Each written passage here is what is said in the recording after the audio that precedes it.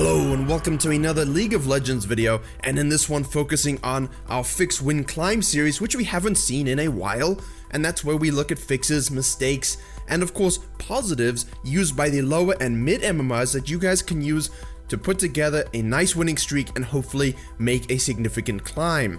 If you are having a good climb this season, let me know in the comments where you started and where you are now, and hopefully you can keep on going as we approach the mid-season point. And if you're looking for more resources to aid in your climb, today's sponsor is once again Pro Guides, who feature a huge amount of educational content where you can learn from real pro players. They have LCS pros, champion tier list, matchup stat tools, and as well a 24/7 challenger coach who you can talk to anytime who really want to help you get to a higher division. It's everything you need to get better at League, all in one place. Remember, the fundamentals never change, and it's good to have a solid foundation on which to build your house. Click the link in the description below if you're looking for even more educational content. Alright, before we get into our core gameplay, I want to talk about some fundamental things that I've noticed in the replays I was looking at for this video, and translates very well from plat and below, but obviously to different degrees. It happens much less in plat than it would in iron, where it probably happens every game. Now the first thing is to curb your greed just a little bit, and when you are ganking early, keep note of where the enemy jungler is and also what your game plan is going to be. This example, Hecarim does 4 camps, the inner camp clear, straightforward, nothing fancy, really easy. He heads to the top lane and grabs the gank off. Very nice. Our Elise, on the other hand, does a red to bottom side clear. Now you'll note that the Elise was simply sitting in her raptor bush before the clear, not ready to play, not active, and as such that delays her level 3 gank just a little bit, but she does come in nicely, that she is able to have that lane impact. However, greeds a little bit with the repel onto the Draven, and then upon going back, sits in a bush that's warded. Now, if you don't know it's warded, look at the minions. As soon as the minions move towards you, it means they can see you because there's a ward in the bush. And Elise is probably going back shopping, reacts a little late to the Draven's advances, misses the cocoon, and as such dies, giving double buffs to a Draven. Now, as a support player, also myself, no, please don't do this. Don't be lazy with your backs, don't be greedy with your overcommitment to the gank, and don't ruin a lane for your team in that way. It's a very minimalistic early game, a couple of camps gank, and now you go back. Well, you died, but she was going back anyway. And part of the reason for that is that junglers in these MMR ranges, more so gold, silver, bronze, etc., but it does happen in plat, is that you don't think about the enemy jungler's location whatsoever. There's no attempt to track, to understand, see what you can take away from them. All I'm saying is keep in mind where the enemy jungler could be. Now on that note, the Hecarim has done a very good job of having that early lane pressure, and after another gank on the top lane, there's a little bit of greed involved from him and his Jax. Yes, I understand you want to hit that tower plating, but at the same time it's very early, you haven't been back, the respawn timers are low, it's not really the time to shove and push tower platings. You have to think a bit more dynamically about when you're going to do that. And again, the Jax and the Hecarim are not thinking about where the Elise could be. Given that she just died, and that she did a full clear on the bottom side, had the Hecarim pressed tab and countered her CS, he would have seen that. As such, it means she's most likely coming to the top side to do her Krugs and second Raptor spawn. So if you stick around pushing a tower with low HP, well, oh look, you die. So you're needlessly giving away kills and gold just by sort of focusing so heavily on your own game without considering someone else. Both junglers are guilty of this in this game, and it's given Draven double buffs, and it's given the Elise a free kill on the Jax when she was actually a little bit behind, considering her lack of lane presence and farming in comparison to the Hecarim. Now, the Elise falls prey to this once again because of the Hecarim's, basically parasitic approach to taking that CS experience from his top laner. He is now level 6, and on the bottom side, the Elise is coming down for a gank again, but she's only level 4. Now, Hecarim has taken Predator, historically sure, but at the moment the Conqueror package is definitely the one that's going to be getting him nerfed next patch. And as such, she walks through the river right by a control ward, so Hecarim sees her and sees that she's level 4. There's no consideration of the Hecarim. The Hecarim, I don't think was considering where the Elise was. He's just taking an opportunistic approach, using his ultimate as it's up very early, punish the enemy bottom lane. The Elise goes way too aggressive, flashing and repelling. They get counter ganked. The Rakan dies. Elise is lucky to escape the situation alive.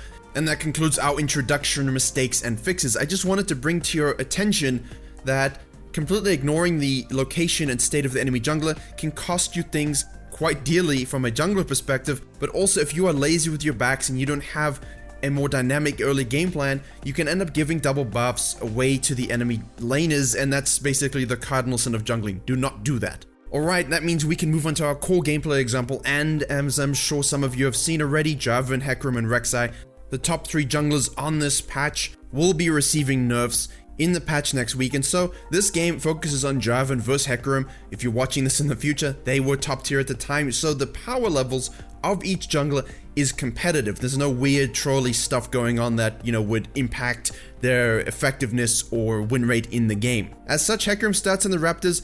Not uncommon, seen before. You have a lot of diversity where you can start with Hecarim, and Jarvan starts in the red. Now Hecarim's goal is to go to the red and then do the topside scuttle. He has the pixel bush warded in the top side, which isn't common. I will give away the MMR of this game at the end, so you can also comment below if you thought it was higher or lower than what it actually ended up being. That would be interesting. Maybe you thought it was a plat game, but it ended up being bronze, or vice versa.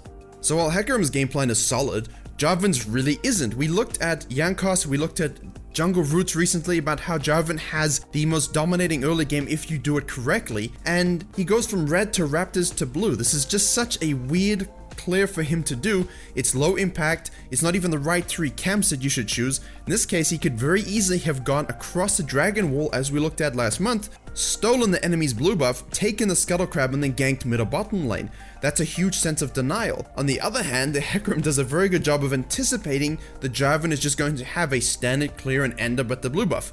As such, he invades and picks himself up a first blood as well as a bonus Grom take. So that's a very good decision from the Hecarim. Something you probably wouldn't expect in this particular MMR range, having the pixel bush warded, making an aggressive, educated jungle tracking play. He thought about the Jarvan's route, he thought about what he could do to stifle him and keep him away, and it was successful. The Jarvan, on the other hand, made a wrong clear, wrong decision, and basically wasted that surprise level 2, level 3 gank that he could use to absolutely dominate a lane already. Now, upon his respawn, it makes sense for the Jarvan to go to that bottom side because, well, he knows his blue is gone, he took that, he knows his Gromp was most likely stolen. There's no point going up there just for wolves. And also the Krug camp, remember, gives 30% reduced experience, or at least the large ancient Krug, upon the first take. So you want to try and get that off the map sooner rather than later, which means when it spawns again, you'll get the full experience load.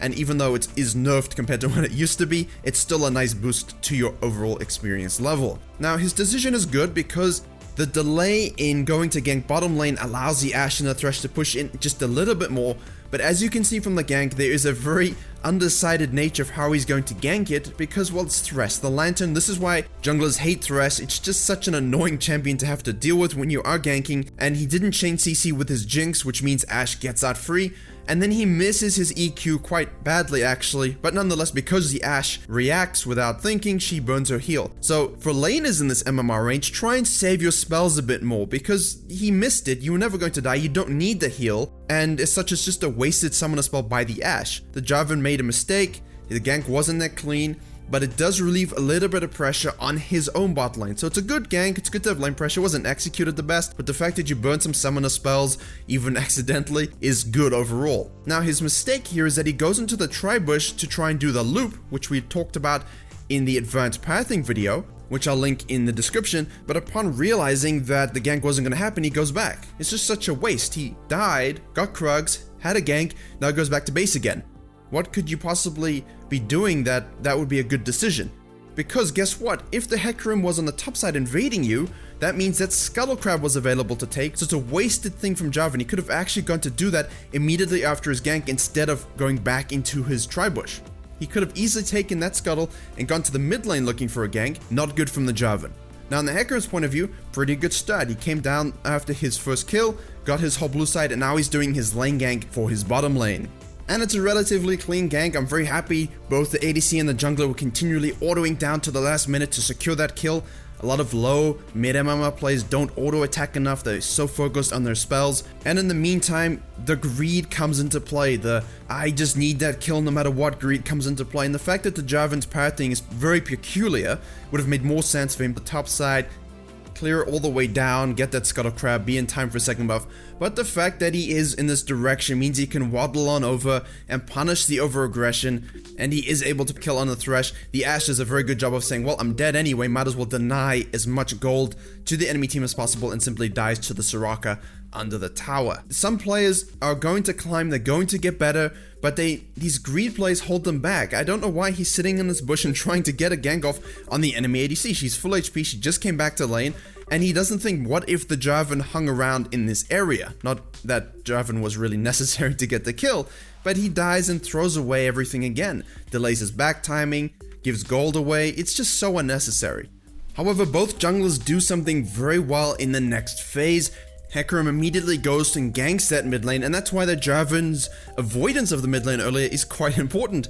Hecarim then gets the first gank on that lane that was kinda neutral up until that stage. Jarvan does a good thing, he clears his bottom side camps, holds the mid lane, gets level 6 from his Raptors, and now he knows he has that lockdown ultimate and the enemy bot lane has burned their sums, so he can definitely go and exploit that, having that lane impact. Much like Hecarim had with the mid lane and then going to clear his top side. Now the gank Jarvan does is very good, it's solid, he has patience, he knows the Thresh Lantern's gonna come out, he saves his ultimate for the last second once they've already taken out a target and they cannot escape. And because he executed it well, he didn't hesitate, he just went in, he timed his abilities, he thought about what was going to happen, they pick up a double kill. Taking out the Thresh first is important because of the Lantern, and then he saved his ultimate until after the Ashe had flashed. She probably should have saved it, as I was talking about earlier. Laners in this MMR range, make sure you're being very intelligent with your summoner spell usage. Right, analyzing full depth low mid MMR macro can be tedious, difficult, and changes from game to game. So, in these final 2 minutes, I'm going to give you some tips to keep in mind after you finish your early gaming. You know, you've had your ganks, your lane impact, your clearing, and so on. Naturally focusing dragons, very good. Try and get those objectives whenever you can. If you're a Hecarim in this game, he did a great job of repeat ganking on the bottom lane, diving, getting a little aggressive from time to time, but nonetheless getting his bot lane ahead.